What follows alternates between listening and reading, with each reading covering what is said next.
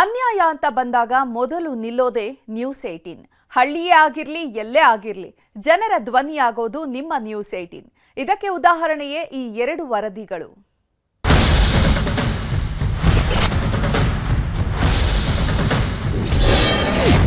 ದೀಪಾವಳಿ ಹಬ್ಬ ಬಂದರೂ ಸಿಕ್ಕಿರಲಿಲ್ಲ ಸಂಬಳ.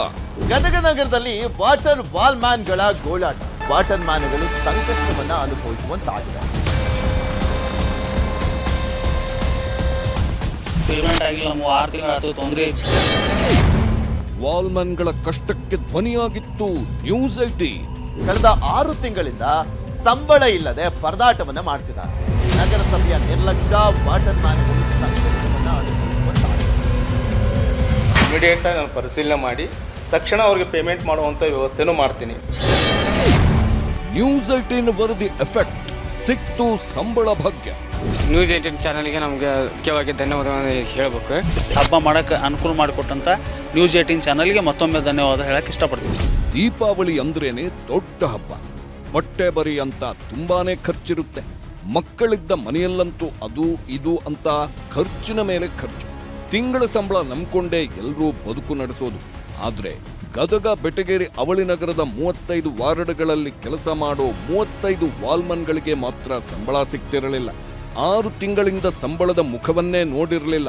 ದೀಪಾವಳಿ ಹಬ್ಬ ಬಂತು, ಈಗಲಾದರೂ ಸಿಗುತ್ತಾ ಅಂತ ಆಸೆ ಕಂಗಳಿಂದ ಕಾಯ್ತಿದ್ದವರಿಗೆ ನಿರಾಸೆಯ ಕಾರ್ಮೋಡ ಆವರಿಸಿತ್ತು.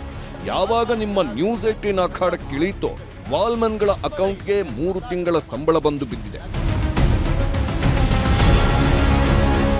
ಇಡೀ ಊರಿಗೆ ನೀರು ಸರಬರಾಜು ಮಾಡುತ್ತಿದ್ದವರ ಗೋಳನ್ನ ಕೇಳೋರೇ ಇರಲಿಲ್ಲ. ಸಂಬಳ ಕೊಡಿ ಅಂತ ಕಾಡಿ ಬೇಡಿದ್ರೂ ನಗರಸಭೆ ಅಧಿಕಾರಿಗಳು ಕಿವಿ ಮೇಲೆ ಹಾಕೊಂಡಿರಲಿಲ್ಲ. ಹಬ್ಬದ ಮೇಲೆ ಹಬ್ಬಗಳು ಬಂದು ಹೋದರೂ 6 ತಿಂಗಳಿಂದ ಬಿಡಿಗಾಸು ಸಿಕ್ಕಿರಲಿಲ್ಲ.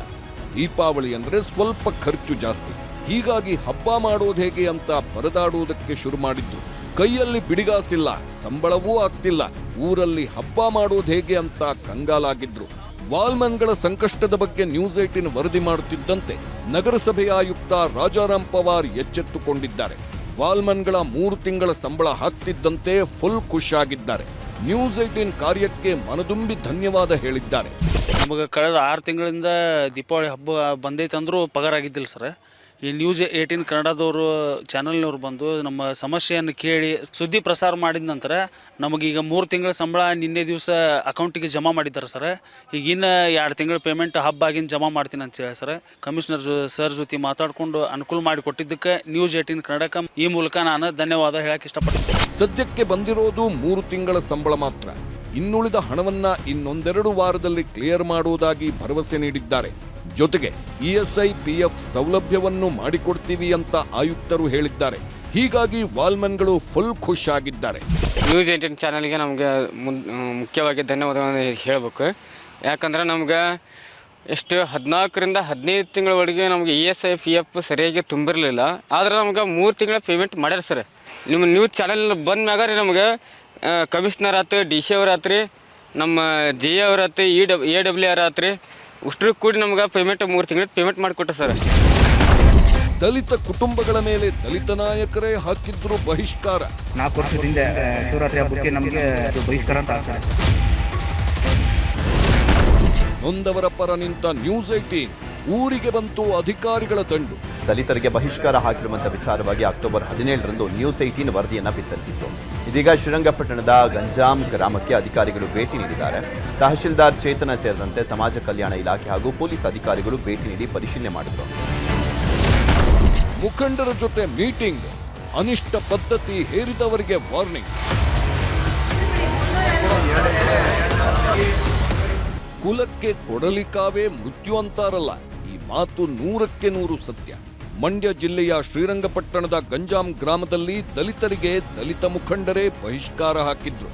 ಕ್ಷುಲ್ಲಕ ಕಾರಣಕ್ಕೆ ಸಿಡಿದೆದ್ದ ಸಮುದಾಯದ ನಾಯಕರು 7 ದಲಿತ ಕುಟುಂಬವನ್ನ ಊರಿಂದ ಹೊರಗಿಟ್ಟಿದ್ರಂತೆ. ಈ ಬಗ್ಗೆ ನ್ಯೂಸ್ 18 ನಿರಂತರ ವರದಿ ಪ್ರಸಾರ ಮಾಡಿತ್ತು. ಇದರಿಂದ ಎಚ್ಚೆತ್ತ ತಹಶೀಲ್ದಾರ್ ಚೇತನ ಊರಲ್ಲಿ ಸಭೆ ನಡೆಸಿ ಇಂಥ ಅನಿಷ್ಟ ಪದ್ಧತಿಗಳನ್ನ ಕೈಬಿಡುವಂತೆ ಖಡಕ್ ಎಚ್ಚರಿಕೆ ಕೊಟ್ಟಿದ್ದಾರೆ. ಯಾವಾಗ ಅನಿಷ್ಟ ಪದ್ಧತಿಯಿಂದ ಮುಕ್ತಿ ಸಿಕ್ತೋ ನೊಂದವರು ಫುಲ್ ಖುಷಿಯಾಗಿದ್ದಾರೆ. ನ್ಯೂಸ್ 18 ಕಾರ್ಯಕ್ಕೆ ಧನ್ಯವಾದ ಹೇಳಿದ್ದಾರೆ. ನಮ್ಮ ಈ ಬಹಿಷ್ಕಾರ ಆರೋಪನ ನ್ಯೂಸ್ 18 ಅವರು ಇಡೀ ಎಲ್ಲ ಕಡೆನೂ ಪ್ರಸಾರ ಮಾಡಿದ್ದಕ್ಕೆ ತುಂಬ ಧನ್ಯವಾದಗಳು. ತುಂಬ ಧನ್ಯವಾಗಿ ನಿಂತಿರೋದಕ್ಕೆ ನಮಗೆ ಒಂದು ಭರವಸೆ ಅಂತ ಬಂತು. ಅದಕ್ಕೋಸ್ಕರ ನ್ಯೂಸ್ 18ಗೆ ಧನ್ಯವಾದನ ಹೇಳ್ತೀನಿ. ಒಟ್ನಲ್ಲಿ ನೊಂದವರ ಪರ ಸದಾ ನಿಲ್ಲೋ ನಿಮ್ಮ ನ್ಯೂಸ್ 18 ಜನರ ಧ್ವನಿ ಆಗ್ತಿದೆ. ಎಲ್ಲೇ ಸಮಸ್ಯೆ ಇದ್ರೂ ಅದಕ್ಕೊಂದು ಮುಕ್ತಿ ಕಾಣಿಸೋ ಕೆಲಸ ಮಾಡ್ತಿದೆ. ಗದಗದಿಂದ ಸಂತೋಷ್ ಕುಣ್ಣೂರ ಜೊತೆ ಸುನಿಲ್ ಗೌಡ, ನ್ಯೂಸ್ 18 ಮಂಡ್ಯ.